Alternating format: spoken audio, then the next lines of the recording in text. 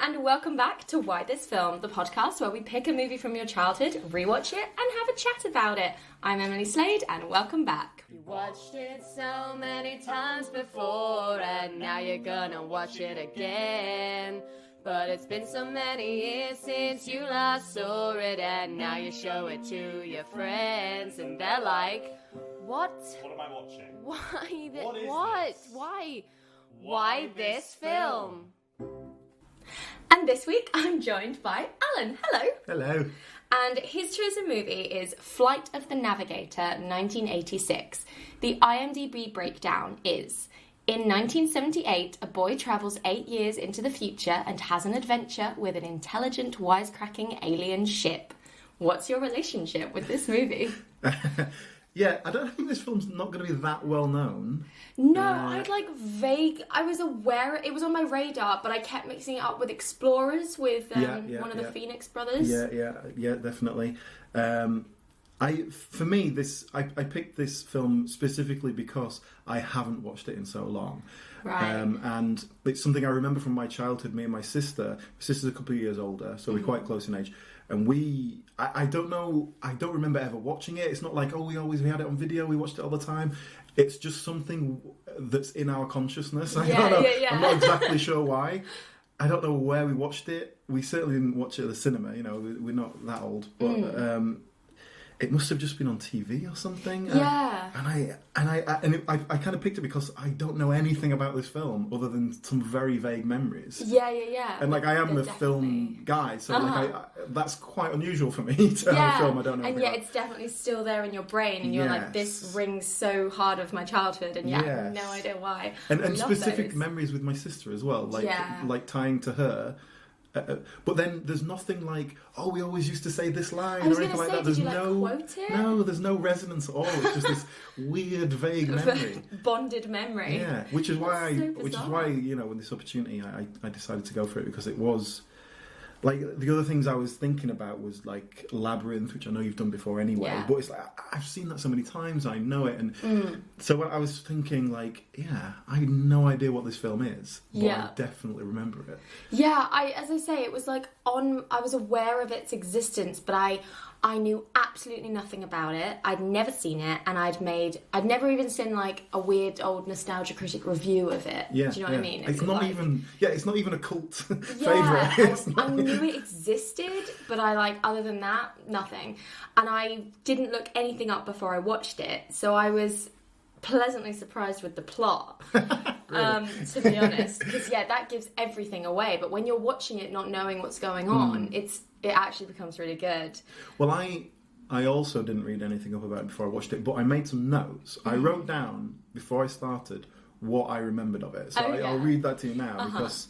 So this is what I remembered before watching the film. Okay, so see how accurate I was. Young boy goes off in a big flying silver saucer thing. Yeah. Okay, so that's pretty basic. Sarah Jessica Parker is a tea lady that helps him escape from some kind of institution. Yes. Now, that's vague, but it's right, isn't it? She's not really a tea lady exactly, but that's how I remember. And I remembered it was her. And weirdly, that's my reference of Sarah Jessica Parker. Amazing. Believe it or not, I've never really watched Sex and the City. Me neither. Even though I'm obviously in the demographic. Yeah, absolutely. It's for you. What are you talking about? And other than she's in Ed Wood, isn't she, and stuff like that. Yeah, the odd thing, but that's my reference point for Sarah Jessica Parker. Is this weird little character in this thing. Then my next note was, I think the ship talks to him like Knight Rider, which is true. Yeah. But I couldn't really remember anything specific. And then I put, at the end, he comes back the same age, but his brother is 10 years older, which is actually the beginning. That's basically the inciting incident. So I knew that happened. And then I put something to do with fireworks on a roof, which is correct. Yeah, so I remember that's true. And the other thing that I decided not to write down because I decided it was ridiculous, and I'd made it up, was that Sarah Jessica Parker had a robot sidekick. But she does! and I didn't write it down because I've mixed that up dream. with something less ridiculous. I'm thinking of Rocky 4 or something, Short Circuit. No, that's 100% accurate. So, it's a Disney movie. Well, kind of, yes. Disney bought the distribution rights for it. They didn't make it. Right, I was going to say, because it felt, especially in 1986, it felt a weird thing to be part of the Disney company. Yeah. And yet they're like, bah, bah, bah, bah, bah, bah. came up immediately, and I was like, what the fuck? This is Disney. How have I never heard of it if it's Disney? Well, yeah, I mean, I got it on DVD, and there's no mention of Disney on the cover or anything like that. It's not sold as a Disney product. It's like vaguely on the poster here on IMDb. Yeah, it's basically what happened was I think they pitched it to Disney and they didn't want it, and then they made it with an independent production company. My first note, actually, when I was watching the film was, these are not big big name production companies. When those names come up at the beginning, it's like, who the hell is this? So there's one company that made it, and then a Norwegian company called Viking Films that put in some money as well. As part of it was filmed in Norway. Oh, okay. I've read about all this afterwards. Yeah, I don't just have this information in my head. So then they made it, and Disney picked it up for distribution. So obviously saw enough in it. But it was after Michael Eisner took over Disney, and it was like one of the first things they picked up in that kind of era. Okay, in the sort of shit era of Disney before they started doing Beauty and the Beast. Before the Renaissance. Yeah, so I think this really falls into that kind of, we're just churning out crap. Kids films. Yeah, and like my sort of, not to skip ahead or anything, but my sort of overall feel after watching this, I was like, for the first 10 minutes, I was like, ugh. And then they're like... Is that good, was it? And then they're like... Basically what happens, to sort of dive straight in, is like some shit happens. Like nothing's happening. We're just establishing a fucking family. There's like a dog frisbee competition. What? America? Do you know what? No, I like, why do we not have more dog frisbee competitions? This looks like it'd be great spectator sport. Opening credits is just dogs catching frisbees for like 5 solid minutes. I was like, oh boy. It does give a nice moment because it pretends it's a flying saucer. It's like pretending as if it's a flying saucer thing, and then a dog comes up and grabs it. It's a nice little visual. If you went to the park and there was a dog frisbee competition going on, you'd sit there and watch it, wouldn't you? I mean, probably. Nice sunny day. Of course you would. Not gonna lie. But like for this opening movie called Flight of the Navigator, which I had no idea what it was about, I was like, what is happening? And we established this horrific relationship between these two brothers where they like dick on each other all the time. He even says to him, you'll never see your 9th birthday, I promise. I was like, wow, I never threatened to kill my sister. Like, oh, really? Jesus.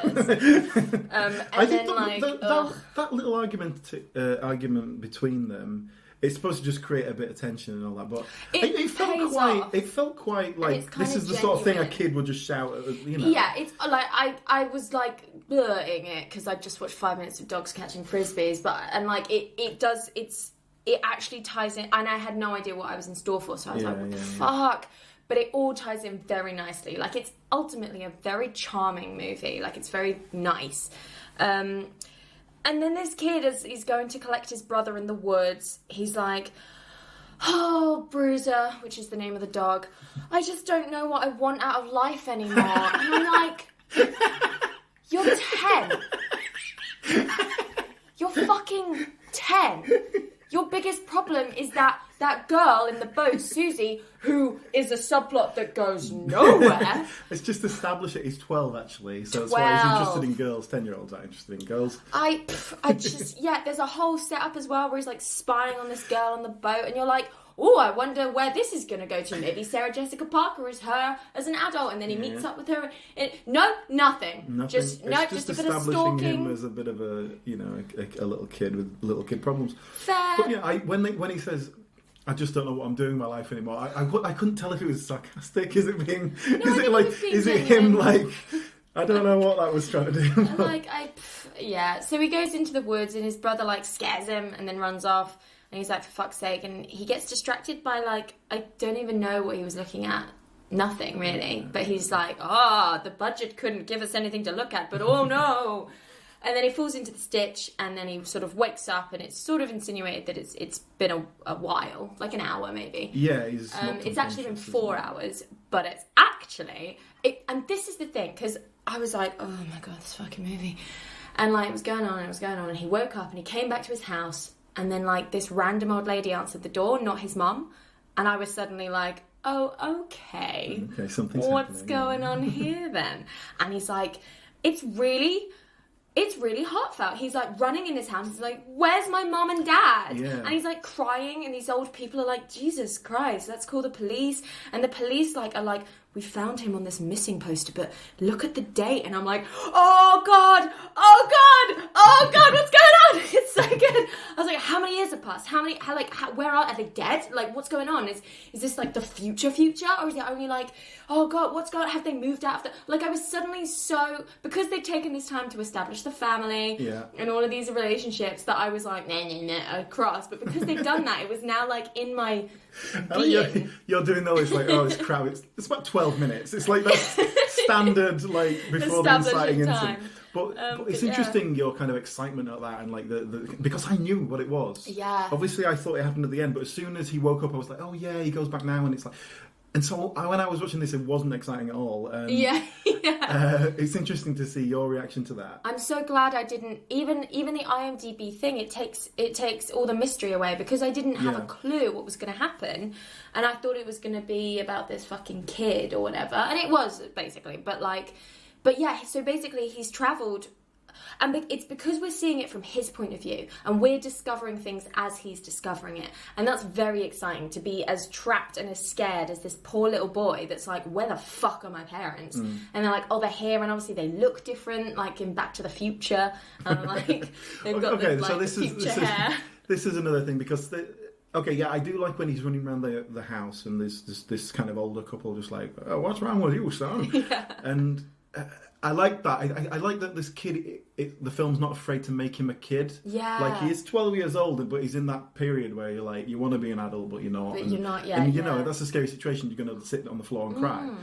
But I think in a lot of films, you get the prodigious kid who's just so much smarter and and it's just like, well, I guess I got to figure out what's going on. But he just sits on the floor and sobs. And I was like, oh my God. And it made me incredibly empathetic. I was like, fucking hell, I would not be okay in that situation. And he's not. But then when we have the reunion with the parents, the police take him to where his parents now live. And he kind of runs up to them, and then but there's that moment where he's like, oh, no, hang on. He notices that it looked wrong, and I didn't like that, because... Like, they didn't look that much different. It just looked like maybe they hadn't had a good night's sleep. When you consider that, like... the last, he thinks no time has passed. He thinks it's been like 5 minutes, and suddenly they're like haggard looking, and their hair. They're not haggard looking. They're about 42. Trying to look haggard, because they've also been parents that have lost a child, had a presumed dead child for 8 years. But I guess my problem is they don't look that haggard to me when I was watching it, and but also, like, I think. It just needed more of a moment where they have a big reunion and like, oh yeah, like they don't look at him, which is much more obvious, and go, what the fuck? This kid isn't 16. This is how we. And they just hug him because it's like, it doesn't matter. It doesn't, and none of that matters because our son is back. Yeah. And I think that's kind of what he should be having, because all right, in his head it's only been a few hours, but he's been at the police station. He's totally scared. It's true. So just have that moment where they're hugging and stuff, but then have they step back and they go. How is this possible? And he goes, what do you mean? What's happened to your hair? Why are you bald? Yeah.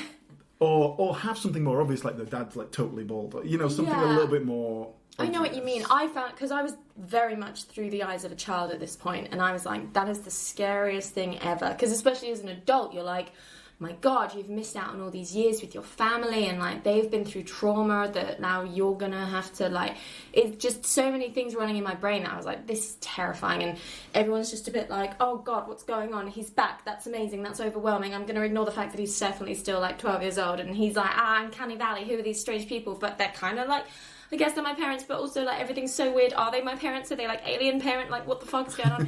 He whisks off to the hospital, and then I thought the best reveal was the silhouetted, shadowy figure in the doorway, and he's like, where's my brother?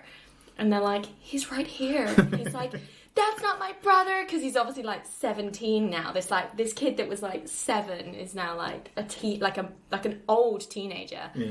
And it's so sweet. He walks in and he's just like, hey dude, and I was like, this is so sad. Not to sort of give too much away straight away, but I think I like a lot of the concepts in this film. I don't think they're very well done. I would agree with that. It's like the writing isn't particularly good. Like that scene, for example, where the brother comes in, it's like, they could make so much more of it. It's just like, I don't know. It's just everything feels thrown away. Yeah. And actually, there's very little in the way of plot in the whole film. Yeah, I mean, I say it's charming, and that's, like, the best compliment I can give to it. Because once this whole mystery, like, really kept me grabbed, and I was like, oh my god, we're coming back and we're meeting the family, and it's been 8 years. And then, like, NASA takes over him, and then I start to get a bit, like, again. And then we have what's essentially the main plot of the movie in the third act, which is him dicking about in this spaceship with this, like, weird voiced alien stick light tinfoil thing, and I was like, cool, this is why no one's ever heard of this movie. It's really fucking boring and dumb. But like, you're right, there's some really fascinating ideas that start off being done really well, because like I think the actors are doing their best with what they've been given, and it's a really interesting concept, and the mystery is unravelled so well if you don't know that that's the plot. Yeah. If I knew, I'd be like, get on with it. We all know that he's gone 8 years in the future. Yeah. I think that's kind of what I had with it. Yeah. Because I've seen it before, or at least remembered enough about it. But yeah, just quickly about the actors. So the parents are kind of, I recognise them. I mean, one of them is... So the mother is Veronica Cartwright, who I know from Alien, but she's in sort of all sorts of things. A very famous actor. Yeah. And then the father is Cliff DeYoung, who it was like one of those faces like, yeah, I know him from something. And I looked up his IMDb, and there was like 5 things that I've definitely seen with him in, but I was just like, can't remember him specifically in anything. But it's just one of those faces. It's just sort of everywhere. So it's a good sort of solid, kind of dependable cast in that sense. Yeah. The little kid is okay. Like the little kid didn't go on to do anything much else, so no. But he delivers. Like there's a moment where he's with the parents and the NASA people are sort of like they're going to take him away, and he's crying and he doesn't want to be taken away. Yeah. Really nice moments, but yeah, ultimately I think if anything the writing is let him down there, because it's just so much of it is kind of vacuous and it's superficial, I guess. It's like they were someone had some really good ideas and they took it into the meeting and they were like, yeah, great, just like, yeah, we'll take your first draft. And he was like, are you sure? Because I can work on this a bit more. And they were like, that's for kids. Kids don't care. Yeah. And I think if you were a kid and you were watching it, you could be entertained. But I mean, you put it against other kids' stuff. I mean, like anything that's coming out of the Pixar studios, anything like that has themes and like importance and groundbreaking stuff attached to it. This is a Sunday night, 4 p.m, and it's not even a good Sunday night, 4 p.m. Like, again, you put it up against, like, other stuff that was coming out at that time that was live action, like Labyrinth or, like, anything like Neverending Story, The Goonies. Yeah. It's still not as good as that stuff because it's like 3 acts. There's, like, a time travel thing where he's reunited with his family that they don't really make the most of. There's dicking about in the spaceship with the alien and stupid jokes there. And then there's, like, the sort of beginning and end that ties the movie together. And, like, yeah. So, like, I went on a whole roller coaster where I was like, this sucks. Oh, no, I'm on board. Oh, no, this sucks. Okay, it's ended now. But that's what I think. I think it's nice ideas there. But the ship, no, we'll come on to that later. I was going to talk about the actor. So basically what happens is the secret government guys, who are NASA in this case, you know,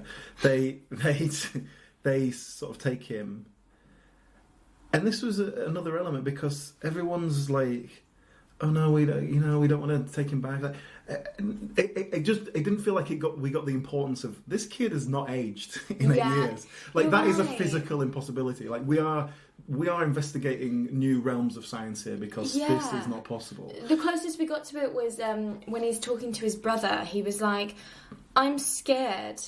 And he's like, I know, but we'll figure it out. And there's no sort of side out of the corridor away from the small kid conversation between family or NASA that are like, what the fuck? That kid has not aged in 8 years. Where's he been? What the fuck? Like, no one's freaking out to the extent that they should be. And I get that they're not doing it in front of the 12-year-old who's like, I'm a little bit freaked out. And everyone's like, it's cool. I just needed, like a side moment with some adults going, oh my fucking god. But the whole thing is like, basically the plot of the film is like he wants to go back to his family and get out of this NASA base. Yeah. That's kind of where his character, his journey is. But the problem with that is it's like, I appreciate he wants to be out of this institution and they don't explain things to him very well. It's keeping him in the dark too much. But like, everybody else in the world is going to be going, yeah, no, we need to do some tests on this kid. Yeah. Like, even the parents must be going, maybe the best place for him is over there. Like, they should let us be there with him. We can be but like, this kid needs to be tested because something weird is going on. It's very scary. And like, for a lot of the movie, I was like, it's Disney, so I'm sure it'll be all right in the end. But there was a point where it just kept dragging that I was like, fucking hell, this kid is never getting back to 1976. Like, Jesus, he's just going to be in his lab his entire life. And that's what the kid thinks. And like, so the spaceship starts to talk to him. And I didn't understand that either. I didn't really get the sort of relationship between him and the spaceship. I still can't tell you where he was for 8 years. I mean, he travelled in light speed, which is like Narnia. So if you're out in space for 4 hours, it's actually been 8 years. And shit like that. And like, the spaceship's not threatening. I thought the aliens were going to be evil, but like, they're not. And he's the navigator of the ship, which is what I got from the title of the movie. Yeah. Other than that, I can't tell you what the fuck happened. Well, I can kind of explain the time dilation thing to you, but it doesn't really work in this context. Basically, the idea is that the faster your speed of light, time slows down. Yeah, closer you are to the speed of light. I sort of got the concept, but I don't. Because he couldn't remember and we never have flashbacks of where he's been or what he was up to. Was he Ender's Gaming in space? Was he out fighting a war? Was he out piloting a ship? Like, what was he doing for those 8 years? Or did he just make contact? For him, the 8 years haven't passed. That's the point. No, I know, but like, why have 8 years passed? Like, what was happening in the ditch? Like, what made contact with him? What like, do you know what I mean? Like, what happened when he fell into the ditch and then woke up 8 years later? What happened in that time? Well, I guess the idea is the ship came in. They put him on the ship. Some aliens put him on the ship. I don't know. Then what did? Like, do you know what I mean? It's not really explained. No. Because then when he gets the back, idea is they flew back to the planet that he came from, did some bit of experiment on him, flew back to drop him back on Earth. Right. And then it's been 8 years. The problem with that is because they've been travelling at the speed of light, 4 hours to them is 8 years on Earth. Yeah. Although that doesn't make any sense with the actual distances. No. But okay, so the idea was that he was essentially abducted by aliens and experimented on. Yes. Okay, that's fine. Because I didn't get that at all. I was like, what the fuck's been happening? Why does this alien know it? Because then the aliens aren't even threatening. They're just like, hello, I'm a piece of tinfoil on a stick. How are you? Let's go fucking make some jokes about Tokyo. I don't know. But the idea is they find out that the human brain only uses 10% of its capacity, which is obviously a nonsense thing that some people say, which apparently in 1986 was fine. And so they decide, like, let's see what happens if we just like ram this brain full of information. Right. And so that's why he's got all this information in his brain that he can't really access. Space Invaders text that keeps coming up. So that was the experiment they decided to do on this human. Right. They just thought, let's fuck about with this thing. But then they drop him back off, and then the idea is that the ship was looking at some daisies and accidentally hit a pylon. Right. And then that knocked out his navigation computers for whatever reason. Okay. So he was like, oh shit, I can't navigate anymore. Oh wait, I put a load of navigation stuff into that kid. I'm with you. I can go and find him again. So then the ship's like, come to me. And I was like, don't do it. But actually you're meant to be like, yay, go to the alien spaceship. But I'd seen too many movies as an adult that I was like, nope, that's a bad idea. But he does. He escapes thanks to Sarah Jessica Parker's robot friend. Yeah, that's the thing. Okay, so yeah, he's in this institution. He's been in there for about 3 minutes when Sarah Jessica Parker turns up. So they don't even have like a montage of him being bored or anything like that. Sarah Jessica Parker turns up and she's like, oh yeah, I brought you a cup of tea. And oh look, I've got this robot with me. Yeah, she has a robot for no reason. Just to slow her down. Literally, no reason whatsoever. It's just this big like trash compactor robot that's like, pardon me, coming through. And that's how it announces itself. And then it's like, goodbye. And you're like, wow, okay. And it's not like a cool design robot. No, it's basically a box with a flashing light on it. And Sarah Jessica Parker's there being kind of creepy. She's like 20. Yeah, she's obviously must be young. They describe her as an intern at one point. Yeah, she's like a so she's probably like a college intern. age, I guess. Yeah. And she's like, "You're cute. Has a girl ever told you that before?" And it's like, he's 12. Yes. And it's not like he's 12, but like he's wise beyond his years and and he's very cool. He's just a pretty standard. He's 12. And they have to have that whole thing. I didn't mind it because I was still kind of on board with this point where it's like, why isn't Starksy and Hutch on anymore? Are you kidding? They cancelled that show years ago.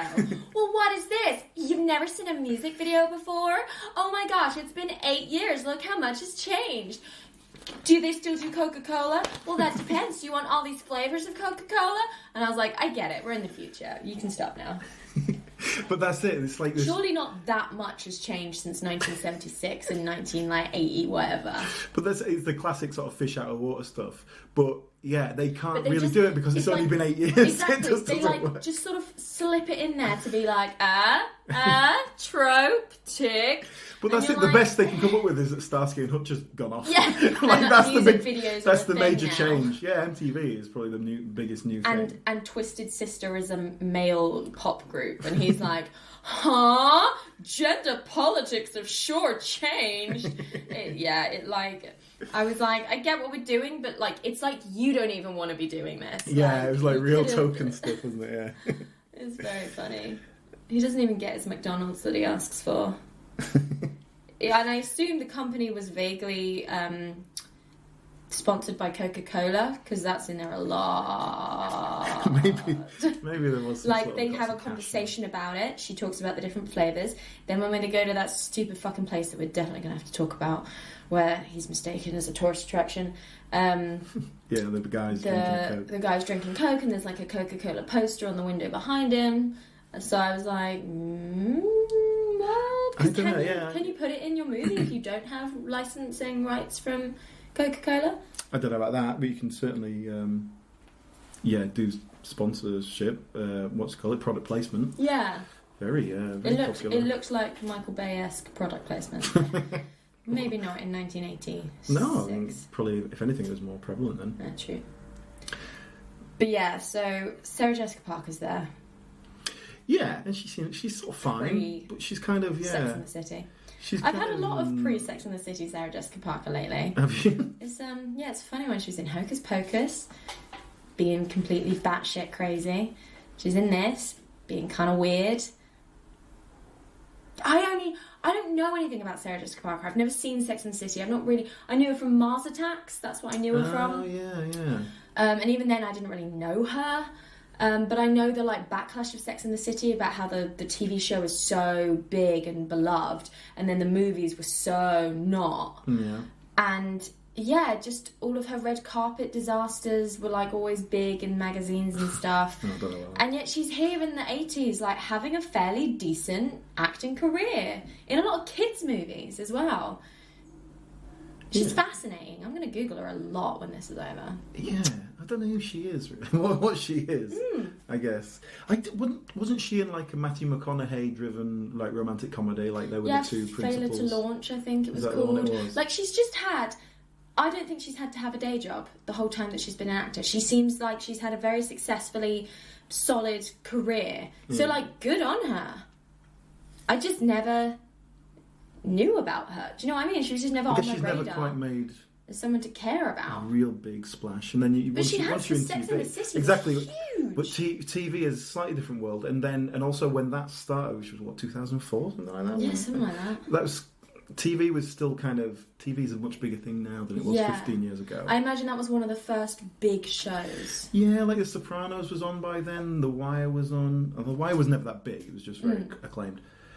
But yeah, that's when TV was a bit of a renaissance, and I guess Sex and the City was part of that. Good for you, Sarah Jessica Parker. Okay, so we're on the Sarah Jessica Parker train. We're all on board. With her purple hair and a fucking robot. So yeah, but she's actually quite a small part in the film. She facilitates him getting out, basically. Again, she doesn't even help him escape. The robot comes by itself. Yes. She's not even there when that happens. And that whole scene is so lacking in tension. There's a scene where he gets in the robot, and the robot basically drives him to the spaceship, which is on the other side of the, whatever, NASA base. And it's like there's some music on it, but the music doesn't work to build up tension. And like he passes a security guard, and he's like looking through a little slit, and then he passes something else, and it's like... But there was no tension. It was just like watching someone on a journey. Like, and it just needed to be that moment where someone stopped it, or it just needed some tension. Or, have Sarah Jessica Parker walking with them, and they're like, why you need to go there? I'm delivering the mail for this. Yeah, exactly. Do you know what? Give me something. It was again, I think it's because they decided that this movie was going to be about a kid and his, like, robot friend flying around the country. And that's... sort of what they were like, yeah, okay, fuck all of that, let's get to this bit. Yeah, okay, fuck it, you just need to get to the spaceship. Yeah, he's on the spaceship now! We can use our special effects. Well, just speaking of that, so I think the film, like, there's a lot of bits there that the film doesn't get. It doesn't get everything out of the situation that it's created. And I think that's partly down to the direction. Like, so that scene, for example, like, just even as it's filmed, put some better music on it, just have a bit more interaction with it. Like, the way you edit it, like, the direction of that could be so much better. Yeah. But do you know who the director is? No. So this is the guy who is, what's his name? Let me say it. So the guy is Randall Kleiser, who directed Grease. And things like... Honey, I Shrunk the Kids. Oh my god, that's meant to be like a classic. Like some pretty good, fucking the Blue stuff. Lagoon. Blue Lagoon, absolute classic. Holy shit! So, like, this guy is not like a TV director who's just like hired. 2006's Red Riding Hood. Yeah, that's with what's Henry Cavill in it. Yeah, I think it was thingy, wasn't it? But like solid career in the sort of 70s, 80s. Yeah, and. Like, fairly family-friendly kind of nonsense, but like Grease is a classic, It's and as a piece of direction, like taking something from the stage and making it work on screen, actually, it's a really good piece of work. Yeah, and this feels just really lacking. Yeah, just lackluster. Mate. It's like he did it for the money.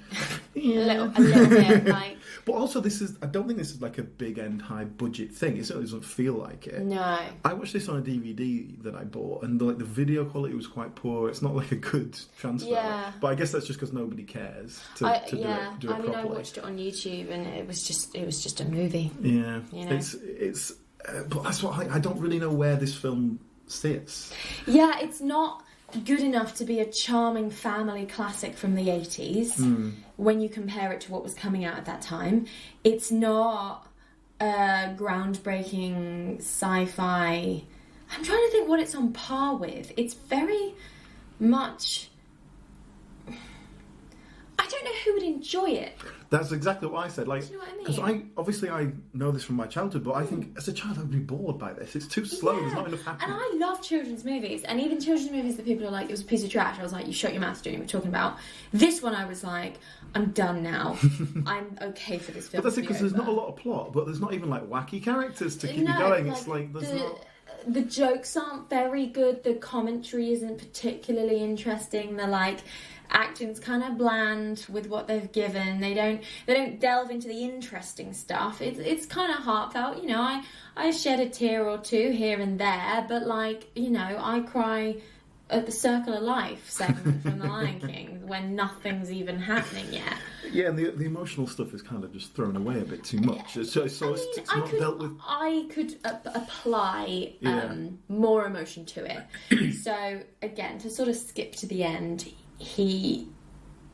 well, no, we won't skip to the end, but I'll talk about that there. Put a bit in that. Because it's, again, I thought the ending kind of got me. Because he's doing these wacky adventures with this fucking spaceship, and we'll go into more detail about that. But then they made this whole thing of him coming back to the family because he's lost in space or whatever, and he's coming back to the house, and they're setting off the fireworks to show him, and NASA's there, and the family are there, and Sarah Jessica Parker's there trying to keep it a secret from NASA that he's coming back to his family, and it's like it was quite tense, the whole quick get him back to the family without NASA knowing. And then he arrives, and I was like, cool, brilliant, end of the movie. And then he steps out of the spaceship, and then he's like, no, this isn't my home. And I was like, wait, what? Like, I just assumed you were going to stay here in, like, the 1980s and just be chill with it. But it makes sense for him to actually want to go back in time because they do set that up. It's like, the reason we didn't put you back in your normal time is because you would have been vaporized. So I was like, cool, that writes that off. Guess we're staying in the 80s then. But the problem with that, is that emotional turn from him is not set up. No. He's not like he's always going, no, I just want to go back to where I belong. I just want to go back. And that's why I think I was so surprised by it, because I was like, oh, okay. And we haven't really had enough time with him and his family. Like, if we had a little montage of him spending 3 months with his family, and he realises he doesn't fit in, he tries to go back to school and he can't fit. Something like that makes him go, I have to go back. Mm-hmm. Or something like that. Give me something, just anything. And this is the thing, because the minute he said that, I was like, oh yeah, of course, it's a Disney movie and he won't be vaporized and he'll go back in time and it'll be fine. Yeah. And then he did. Yeah. And I was like, cool. Great. Someone thought that out. Someone got paid to write this. Or maybe they didn't, I don't know, I can't assume that. This feels like something where people didn't get paid, like the company went bust and everybody had to sue. So he does, he wins time travel and he goes back in time. The time travel segment was kind of cool. I was like, it's trippy, I'm on board, it's fine.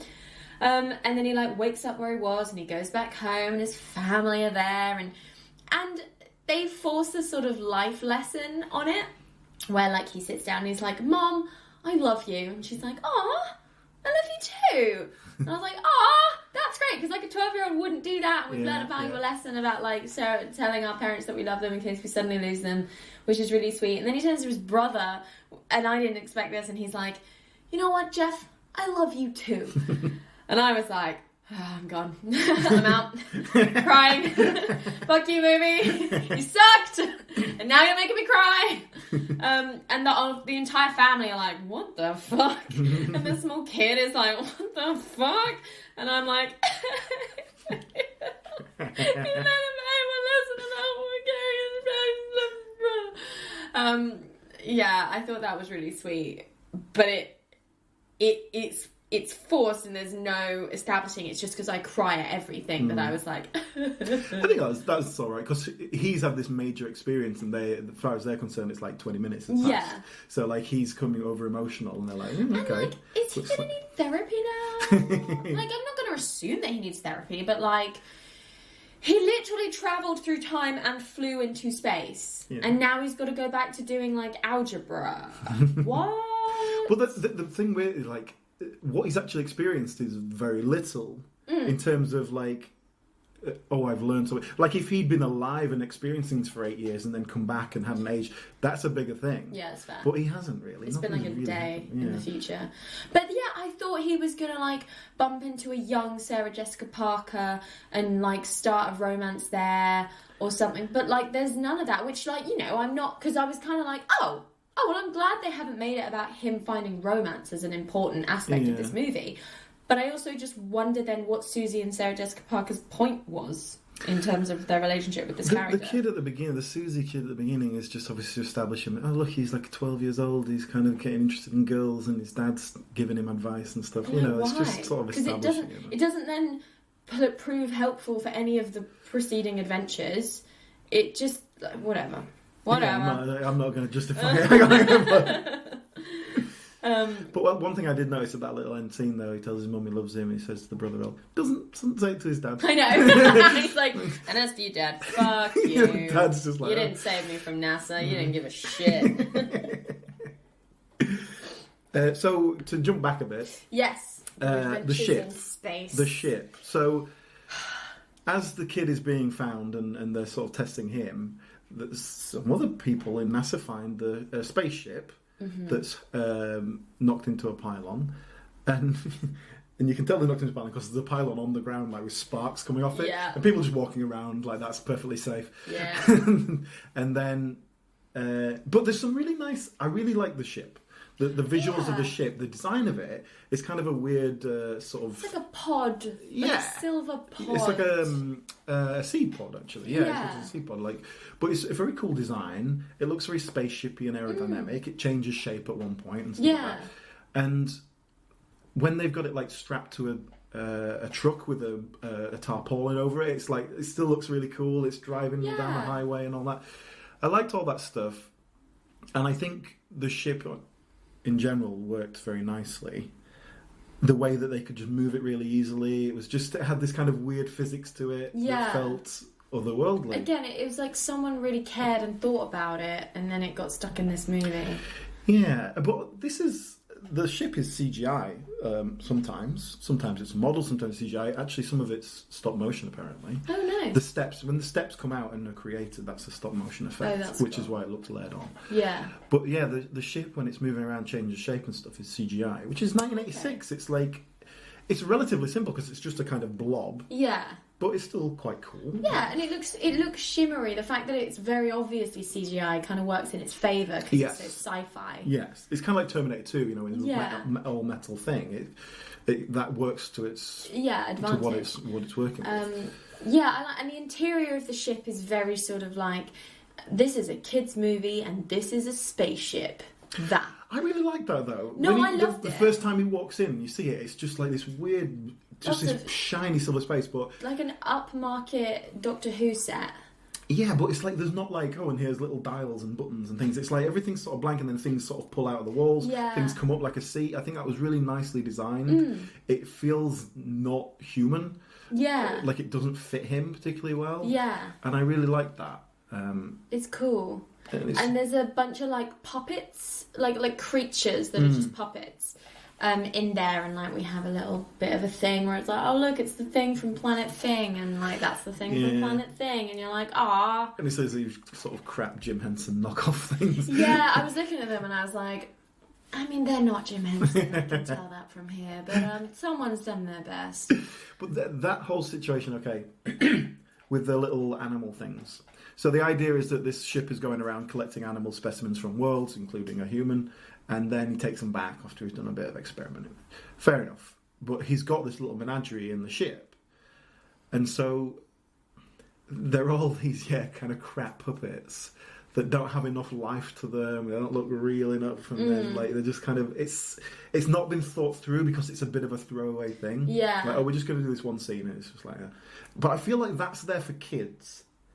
But... Like, when I said in my little notes I made, like, I did not remember any of that. Yeah. When it actually happened, I was like, oh, yeah, I remember, this sort of thing. And he ends up taking one of these little creatures. Yeah, he accidentally stowaways one of the little, like, bat-like creatures and it's in his rucksack and it comes out at the end on the boat and he, like, pushes it back in and he's like, shh, wink, wink. And you're like, how is that going to survive in, like, on Earth? Like, what are you going to feed it? What if you find that the closest thing to a food is, like, human blood? Like, what?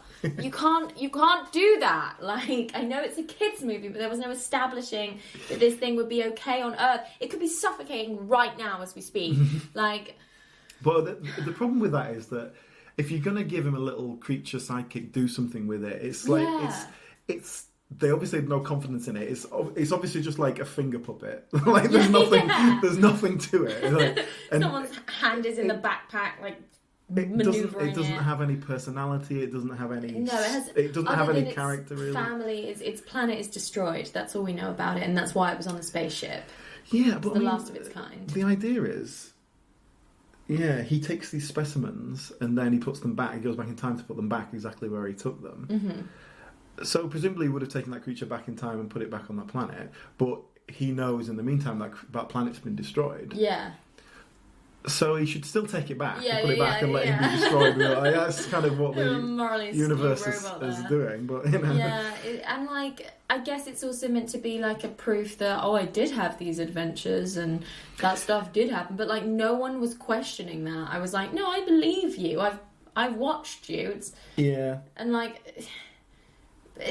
But again, it's just one of those things. It feels like they're ticking some boxes here. Like, and there's a little weird creature puppet thing. Yeah, he has something at the end. Yeah. It feels really like not very well thought through. Yeah, like someone wanted to make a kids movie. Yeah. And like I thought maybe it was based on a book, but then there's not enough information in the movie for it to have come from any source that I'm aware of, unless it was like a 4-page picture book. Yeah, exactly. Because there's very little stringing it together.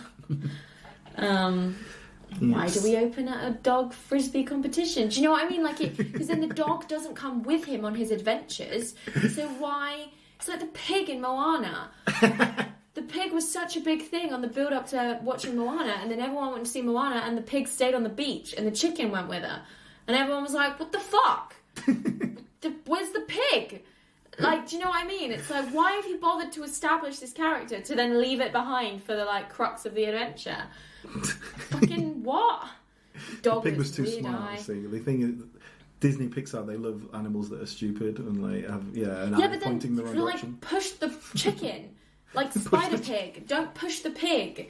Do you know what I mean? Like, get everyone pumped for the chicken, so we're ready to go on this chicken adventure. Not the pig that's in all the marketing. I'm not sure you fully understood the point of Moana. The main character was the chicken's Moana, right? In back to Flight of the Navigator, the kid basically about the halfway point in the film. It's this pretty simple hour and a half film. About the halfway point is when he gets to the ship. So.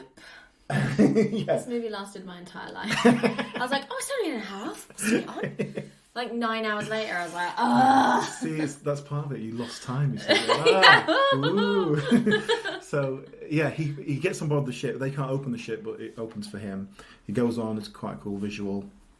And then it all kicks off because the ship, this little robot ship thing, which actually I think is, again, the good design of the ship. The little... Yeah.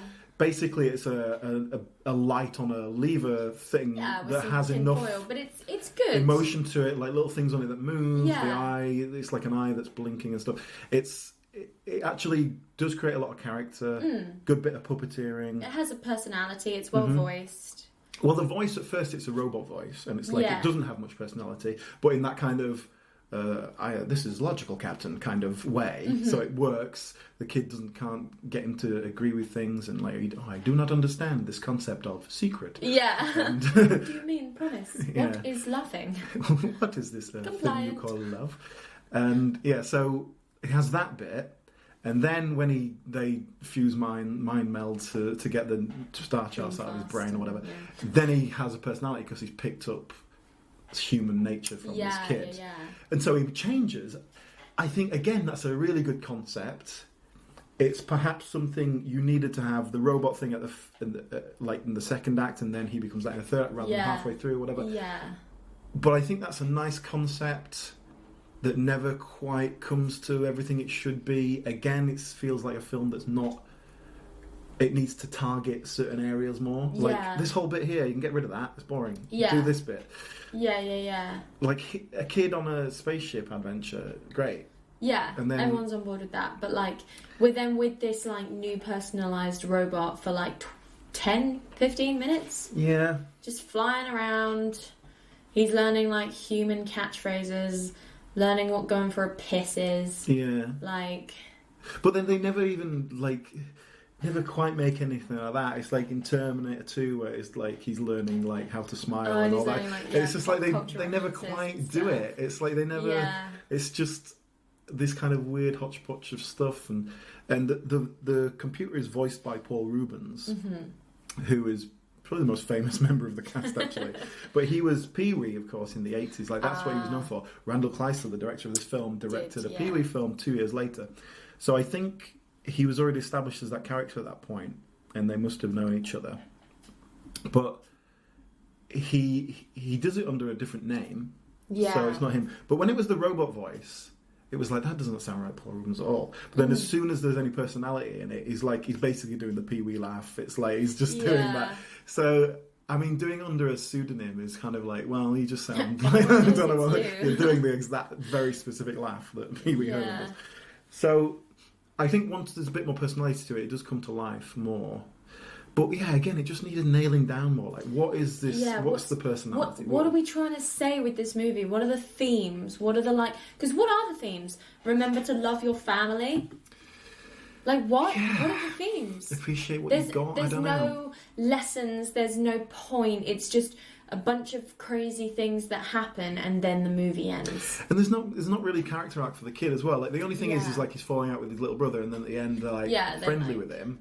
But that happens every day. You have a fallout and then you come back and it's like, well, we're 12. And who you cares? don't need to have gone 8 years into the future to meet him as a 16-year-old to appreciate him, because you're going to appreciate him when you're older anyway. Like, that's how siblings work. Yeah.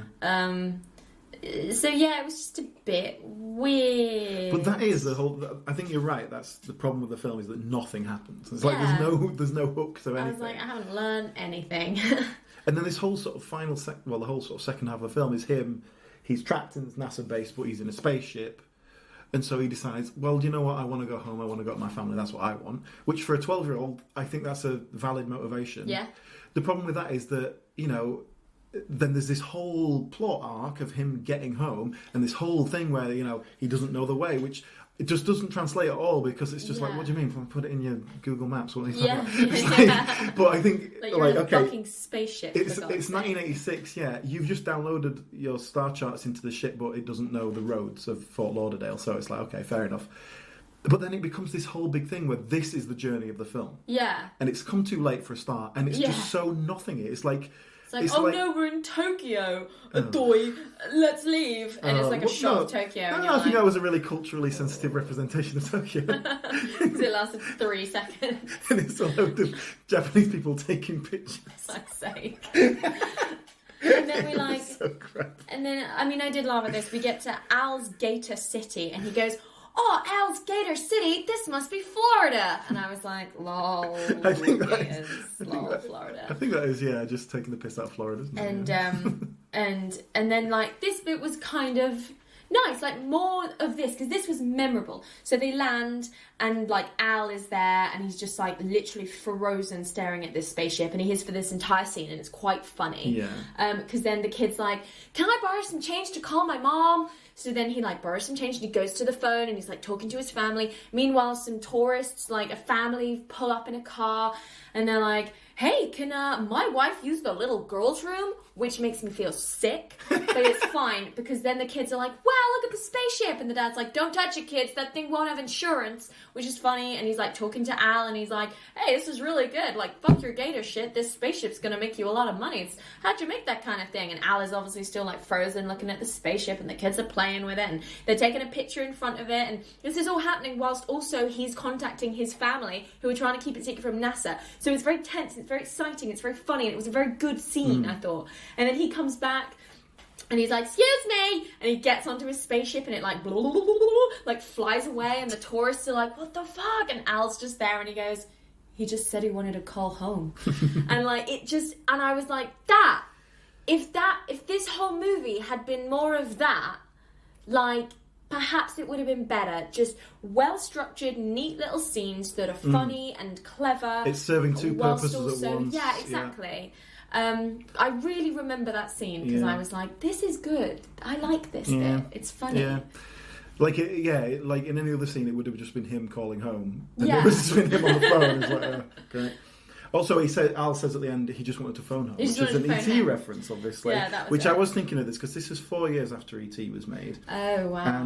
And recently on the podcast that I do, we did The Thing. In fact, it was coming out this week.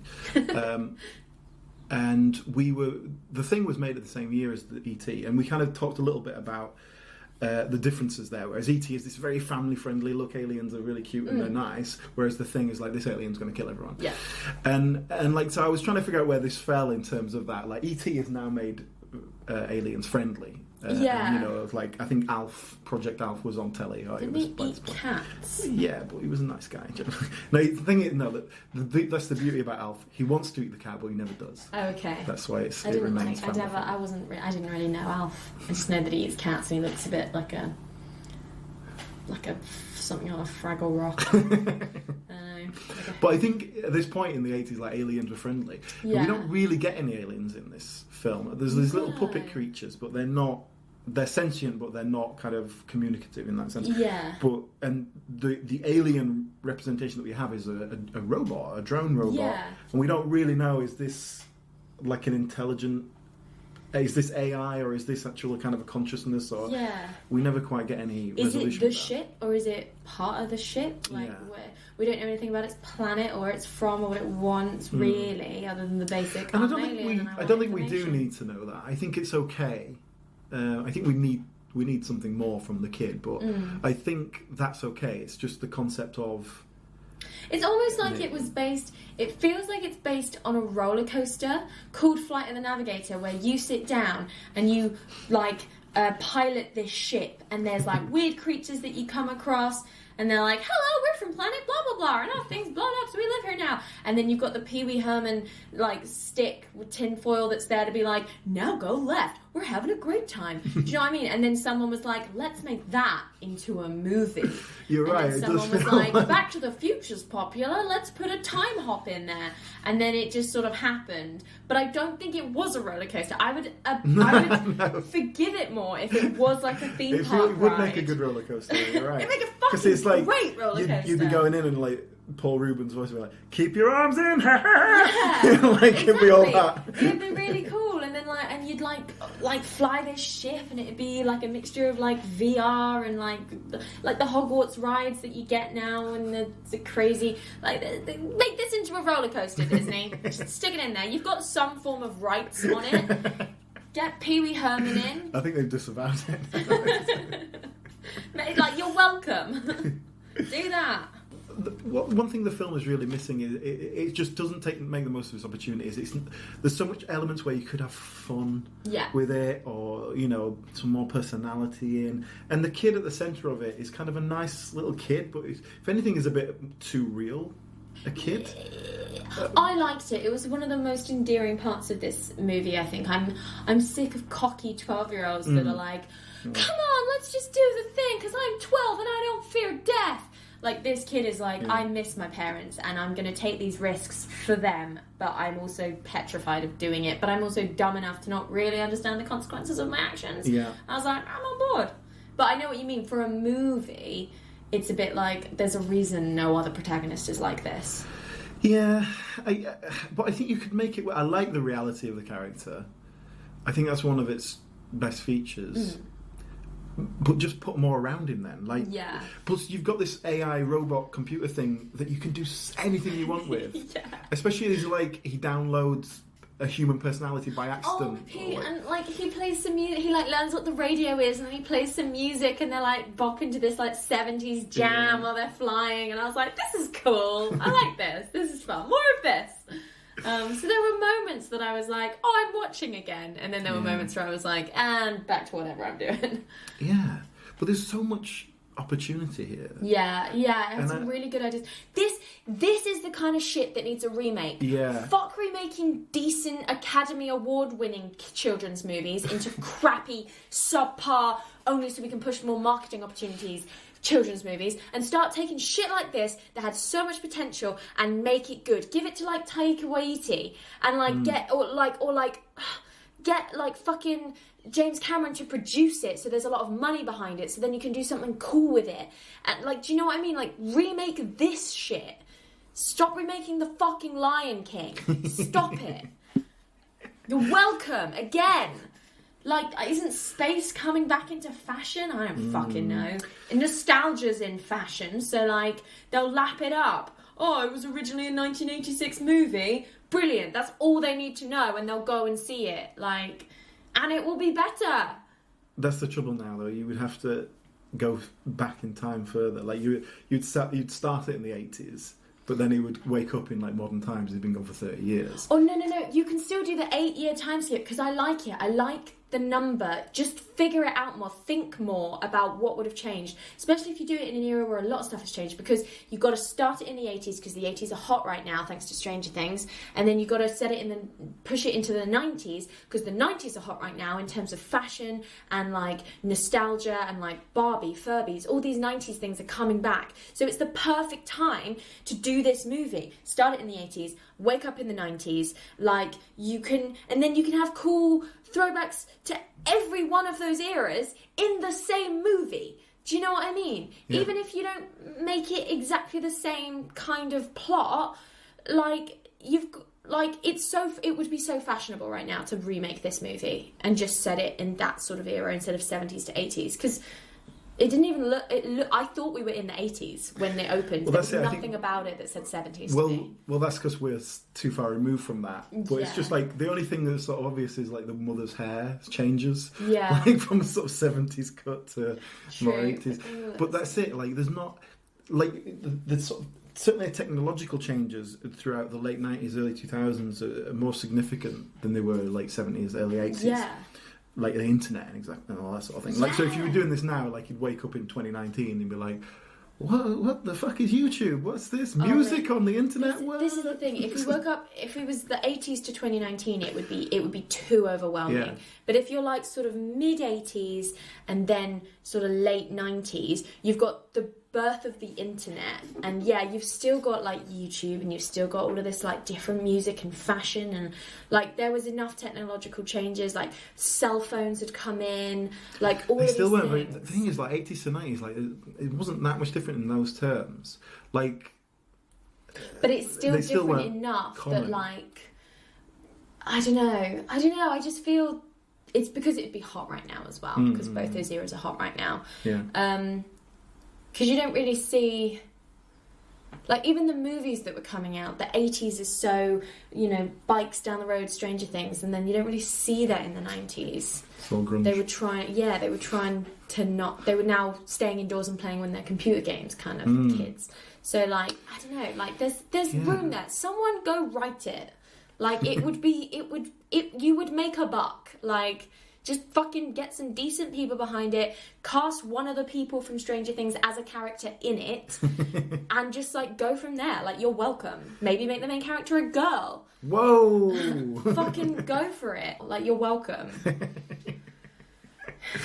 But there is apparently talk of doing a remake, actually, officially, over the years. I was reading about this, but it doesn't seem like anything's particularly coming about, but it's definitely been talked about a lot, and the Jim Henson Company were wanting to do it at one point. That would be good. Which would make sense. Yeah.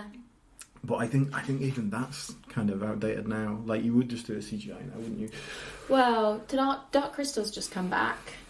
And like, with The Force Awakens doing lots of practical effects, that was very popular. So if you made a good 1.5 hour kids movie that jumped timelines between the 80s and the 90s, and you had Jim Henson behind you, and you had a solid idea, you could just make a family-friendly throwback movie that reminds everyone of their childhood but also entertains the kids of today.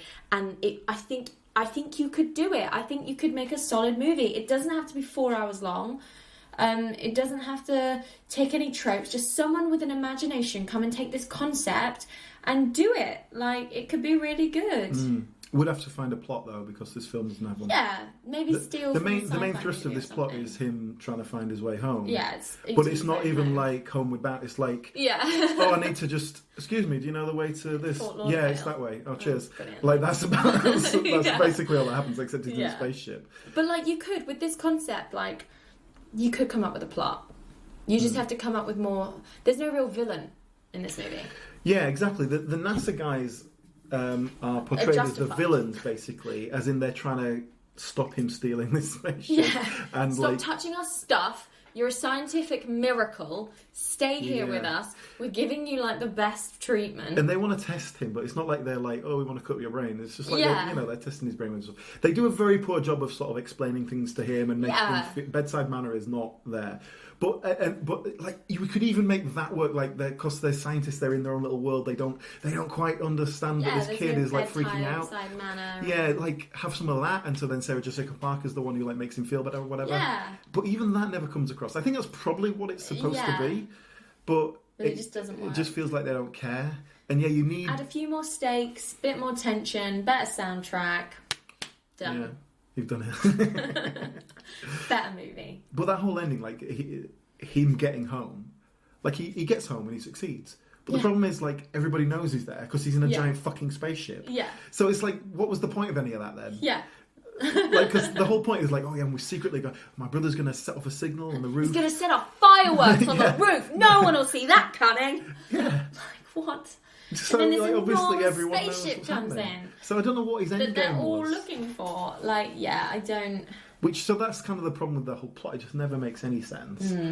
Because the spaceship's personality is informed by his brain. like you could do something where they've got some kind of weird connection, or they're like brothers, and then do some sort of brother allegory that he then plays off with the other thing. It's like there we go. There's so many more elements that you could do here. Yeah, and it's just like this film achieves none of them at all.